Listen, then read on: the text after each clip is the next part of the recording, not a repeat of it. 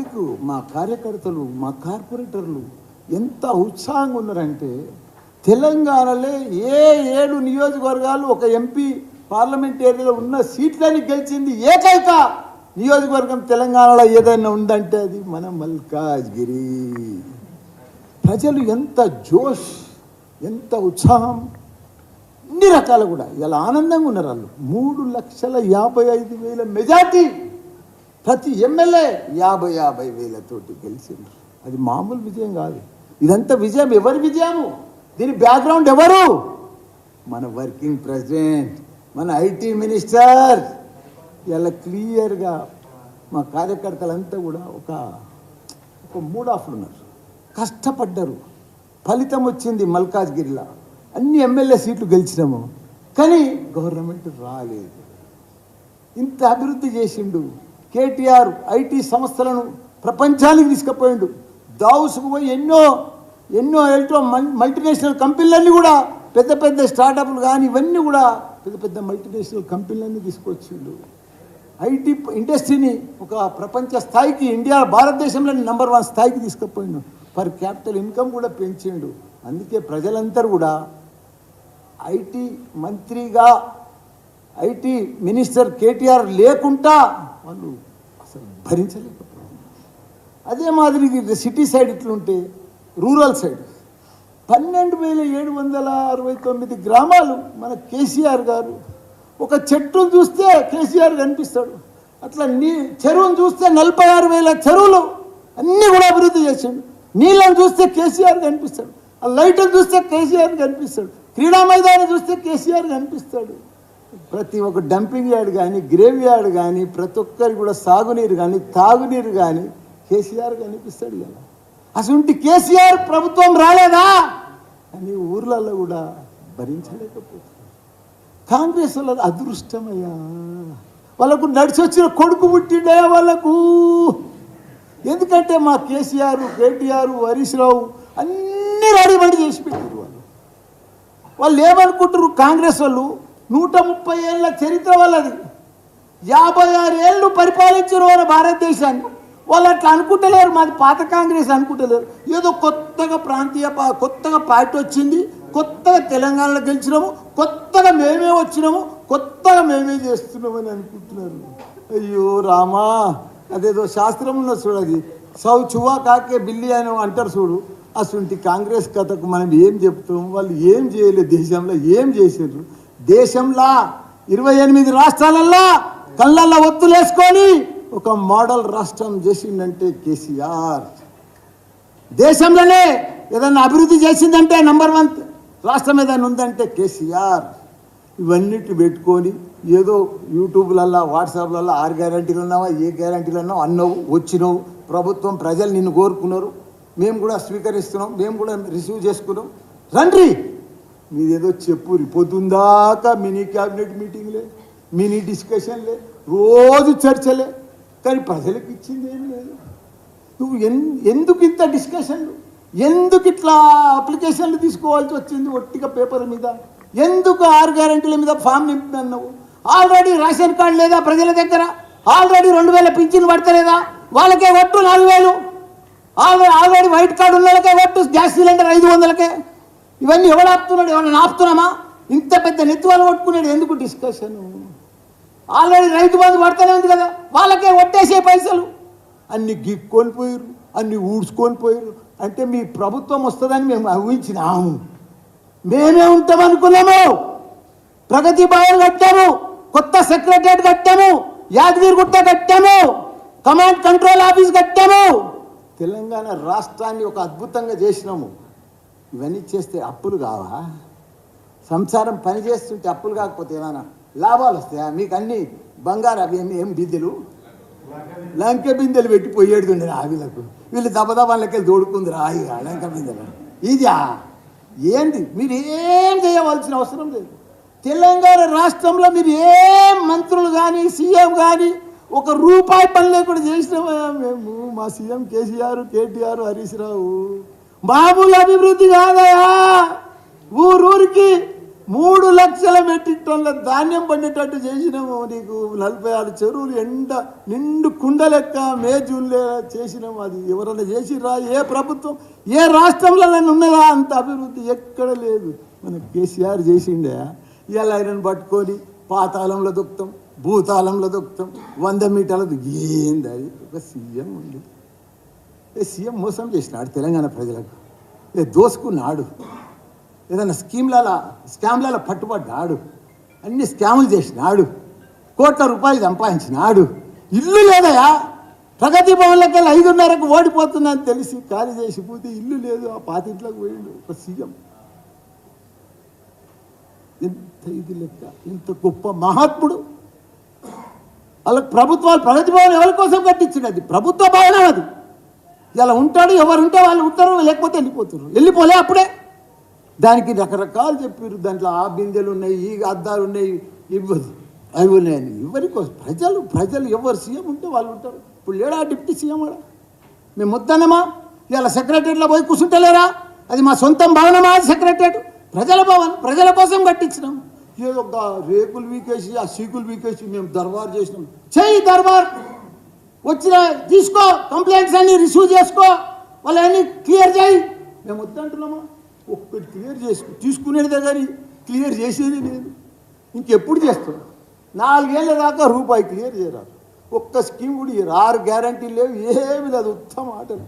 నువ్వు ఇచ్చేటానికి మనిషి ఉంటే జరిసేపట్లు ఆన్లైన్లో కొట్టేయచ్చు. ఏముందని పెద్ద సుతారమా? అది అడ్మినిస్ట్రేషన్ రావాలి. అది కేసీఆర్కే ఉంది. అడ్మినిస్ట్రేషన్ దిమాగ్ ఉండాలి, పరిపాలన వ్యవస్థ ఉండాలి, ఎక్స్పీరియన్స్ ఉండాలి. డబ్బులు లేకున్నా సంసారం నడిపించేటో లేరా? అట్లా రాష్ట్రం, అట్లా కేసీఆర్ నడిపించింది. డబ్బు నుండే చేసిండా? లే మీరు గెలుస్తారని అప్పులు చేసి పెట్టిండా? అవన్నీ కూడా అభివృద్ధి కోసం ప్రజలు అంతా గుర్తుపడుతున్నారు. కాబట్టి మేమేమన్నా ప్రజలు తప్పకుండా ఎంపీ ఎలక్షన్లో భారీ మెజార్టీతోటి మాకు మొత్తం 16 సీట్లు భారీ మెజార్టీ. ఎందుకంటే ప్రజలు తెలిసిపోయింది.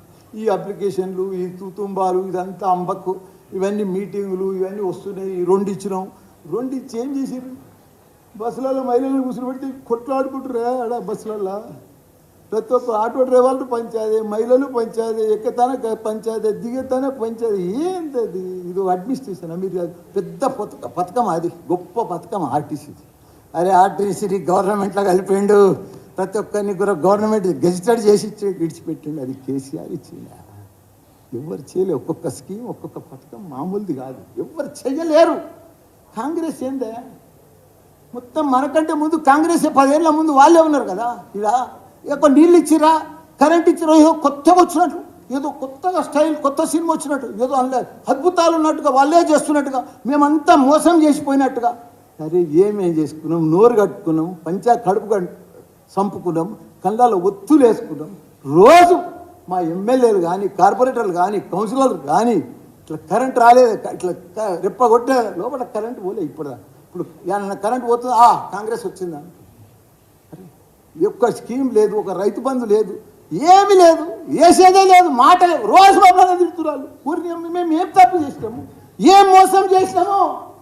ఎవరికి అన్యాయం చేసినాము? హైటెక్ సిటీ దిక్కువో ఎన్ని ఫ్లైఓవర్లు, ఎన్ని అండర్ పాస్లు, ఎన్ని బ్రిడ్జులు, ఎంత లెక్క. ఏ ఊరికి పో, నా మేడ్చల్కి రా, రోడ్డు లేని గ్రామం లేదు. ప్రతి ఊరికి పో, చెట్ల పడతా, రోడ్ల పడతా, అంతా ఇప్పుడు ఇంట్లో నీళ్ళు కూడా పోయలేరు వీళ్ళు. ఇక్కడ ఎన్ని నర్సరీలు, ఎన్ని చెట్లు, ఎంత గార్డెన్లు, ఎన్ని ఆక్సిజన్ పార్కులు తెలంగాణ. అసలు ఎవ్వరు కాదు, ఎవ్వరు ఊహించలేని అన్నీ కూడా చేసి పెట్టింది ఆ కేసీఆర్. గొప్ప మహాత్ముడే ఆయన. మహాత్మా గాంధీ లెవెల్ మనిషి. ఆయనను పట్టుకొని ఇష్టం ఉన్నట్టు కొత్త మంత్రులు అయ్యి, అరే మీరు పరిపాలన చేయండి, మీరు చెయ్యండి, మీరు ఇచ్చిన గ్యారెంటీలకు ఏదైనా చేయండి, పైసలు వేయండి, దానికోసం ఆలోచన చేయండి. పైసలు ఎట్లా తెస్తాం, ఏం చేద్దాం, దానికోసం చేయండి. కానీ అది ఇచ్చేది లేదు, సచ్చేది లేదు. కానీ పొద్దుందాకా చెప్పేదే తిట్టేదే. ఇది పద్ధతి కాదు. ప్రజలన్నీ గమనిస్తున్నారు, ప్రజలకు అన్నీ తెలుసు. మేము కూడా మంచిగా మీకు సహకరిస్తాం. మంచిగా మీరు ఎంపీ ఎలక్షన్ దాకా పొద్దుపడగొడతారు. మేము కూడా అన్నీ చూస్తూనే ఉంటాం. ప్రజలు సరిగా ఎంపీ ఎలక్షన్లో అందరికీ ఎవరికి ఓటేయాలనో సరిగా బుద్ధి చెప్తారు. కాబట్టి ఏది ఏమైనా ఇంత పెద్ద ఎత్తున ఎస్టాబ్లిషన్ చేసి, డెవలప్మెంట్ చేసి, హైటెక్ సిటీ ఇవన్నీ కూడా చేసిరు. కాబట్టి దాన్ని ఖాళీ మీరు మెయింటైన్ చేస్తే చాలు. దాన్ని వీళ్ళు ఏం చేయవలసిన అవసరం లేదా. వీళ్ళు ఆన్లైన్లో నెలకు వీళ్ళు పైసలు వేసుకుంటూ పోతే చాలు. రైతు బంధు వేసుకుంటూ పోతే అయిపోయి. దళిత బంధు అది మన అవైతే బంద్ చేసారు. అన్ని కేసీఆర్ కిట్టు ఉన్నాయన్నీ బంద్ చేసి పెట్టింది. దళిత బంధు లేదు, ఏది లేదు, బీసీ బంధు లేదు, ముస్లిం బంధు లేదు, ఉన్న బంధులని బంద్ చేసారు. మీరు చెప్పిన 6 బంధులే అవి వేసే చాలు. ప్రజలు సంతోషంగా ఉంటారు, హ్యాపీగా ఉంటారు. కానీ అవి కూడా వాళ్ళకి నమ్మకం వెళ్ళిపోయింది. వాళ్ళకి ఏమైపోయింది డౌటు, ఈ కొత్త అప్లికేషన్ నింపితే పాత రేషన్ కార్డు పోతుందని భయం అయింది వాళ్ళకు. అందుకే ఎవరు 1000 అప్లికేషన్లు పోతే 200, 300 కూడా తెచ్చిస్తలేరు. ఎందుకంటే భయం. ఇప్పుడు 10 ఏళ్ల కింద నువ్వే తీసుకున్నావు, అప్లికేషన్ పెట్టుకున్నావు, నీకు వైట్ కార్డు ఉండే, రేషన్ కార్డు వచ్చింది, రేషన్ కార్డు వైట్ కార్డు ఉంది. అప్పుడు 10 ఏళ్ళలో నువ్వు ఇంత డెవలప్ అయినావు అనుకో, ఇంత ఇల్లు కట్టుకున్నావు, కారు మోటార్ సైకిల్ కొనుక్కో. ఇప్పుడు దానిలో నింపితే ఆయన తుస్సుమంటుంది. 6 గ్యారెంటీలు రావు, ఏ ఉన్నది కూడా బిక్తుంది, పాసది కూడా బిక్తుంది. అదేదో ఉన్న కాన్ని కూసేసుకుంటే అదే ఇంకో కాన్ని పోయినట్టు. ఇప్పుడు అది ఆ ఫామ్ నింపితే అయిపోయా తుస్సు. అందుకే ప్రజలు కూడా భయపడుతున్నారు, చూస్తున్నారు, అబ్జర్వ్ చేస్తున్నారు, అన్నీ చేస్తున్నారు. ఒక్కొక్క ఊర్లో ఎంత అభివృద్ధి, ఎంత పంటలు, ఎంత లెక్క, ఎంత నీళ్లు, ఎంత పర్ఫెక్ట్గా అభివృద్ధి, పరిపాలన, ఎంత అడ్మినిస్ట్రేషను. అది కేసీఆర్ అంటే వాళ్ళు జీర్ణించుకోలేకపోయింది. ఇక్కడ హైదరాబాద్లో సిటీలో కానీ కేటీఆర్ లేనిది కానీ అక్కడ కేసీఆర్ లేనిది కానీ జీర్ణించకపోతే గ్యారంటీగా ఈ పార్లమెంట్ ఎలక్షన్లో భారీ మెజారిటీతోటి మా మల్కాజ్గిరి మేడ్చల్ అయితే భారీ మెజారిటీ ప్రజలకు అర్థమైపోయింది. కేటీఆర్ లాంటి ఇప్పుడు మీరు అంటుండొచ్చు, కొందరు అంటుండొచ్చు, వీళ్ళకి బీఆర్ఎస్ పార్టీ ఢిల్లీలో ఏం పని, బీజేపీకే పని, కాంగ్రెస్కే పని. కాంగ్రెస్ తోటి బీజేపీ తోటి ఏమి కొట్లాడారు, వాళ్ళు ఏం తెచ్చారు? వాళ్ళు బీజేపీ ఉందా? వాళ్ళు బియ్యం పంచుతున్నారు తప్ప, అచ్చంతలో పంచుతున్నారు తప్ప ఏదన్నా ఇచ్చిరా తెలంగాణ రాష్ట్రానికి? ఒక్క స్కీమ్ చెప్పారు, ఒక్క ప్రాజెక్ట్ చెప్పారు, ఏదన్నా మోడీ పేరు మీద ఏదన్నా ఇచ్చిరా? మన కిషన్ రెడ్డి ఏదన్నా ఇచ్చిండా? ఒక్కటి చెప్పురు ప్లీజ్. నాకైతే తెలియదు, మరి మనం తెచ్చిండొచ్చు, చాలా పైసలు తెచ్చిండొచ్చు. ఎందుకంటే ప్రతి దాంట్లో వాళ్ళదే ఉందని చెప్తారు. ఒక్కటన్నా వాళ్ళ పేరు మీద 10 ఏళ్ళల్లా వాళ్ళు 10 ఏళ్ళు ఉన్నారు, మనం 10 ఏళ్ళు ఉన్నాం, ఒక్కటి లే వాళ్ళది అయిపోయింది. కాంగ్రెస్ ఉన్న రాష్ట్రాలన్నీ కొట్టుకుంటూ పోతూనే ఉన్నాడు బీజేపీ. ఇప్పుడు వాళ్ళకి మిగిలిన ఎన్ని రాష్ట్రాల్లో ఇప్పుడు 2. ఏదేది? కర్ణాటక, తెలంగాణ. మోడీ మన ప్రైమ్ మినిస్టర్ వస్తుంటాడు, 3వసారి ప్రైమ్ మినిస్టర్ అయినాక ఏం చేస్తాడో మీకు కూడా తెలుసు కదా. అట్లా ఇప్పుడు ఈ 10 ఏళ్ళు 3వసారి మళ్ళీ ప్రైమ్ మినిస్టర్ అయినానుకో, ఈ 5 ఏళ్ళలో ఎన్ని రాష్ట్రాలు కొట్టుకొచ్చినాడు ఆయన? మీరు చెప్పకపోతే నాకు లెక్క రాదు. మీరు చెప్పా 8 రాష్ట్రాలు కొట్టేశాడు. ఆయనకి 3వ లెక్కనా? కాబట్టి ఎవరి పరిపాలన వాళ్ళకి పర్ఫెక్ట్గా ప్రజలలో ఉండండి, ప్రజలకు ఇచ్చిన మాట నిలబెట్టుకోండి. తప్పకుండా మీరు బాగా సక్సెస్ కావాలని కోరుకుంటున్నాం. కానీ మిమ్మల్ని మంచిగా రిసీవ్ చేసుకున్నాం, మీకు మంచిగా సపోర్ట్ చేస్తున్నాం. కానీ మీరు ఈ మాటలు మమ్మల్ని మాట్లాడితే ఆ భగవంతుడే చూస్తాడు, ఆ ప్రజలే చూస్తారు.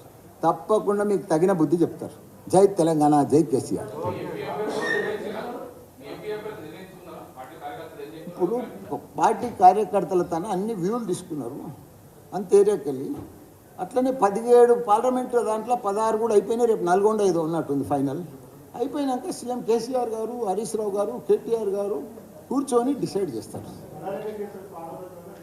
మళ్ళా అధిష్టానం ఆదేశం చేస్తే ఏది చేస్తే వాళ్ళు ఏది చెప్తే, ఇప్పుడు అధిష్టానం చెప్పింది అనుకో సీఎం కేసీఆర్, మల్లారెడ్డి నువ్వు ఇప్పుడు పోయి బాయిలో దుంకుమని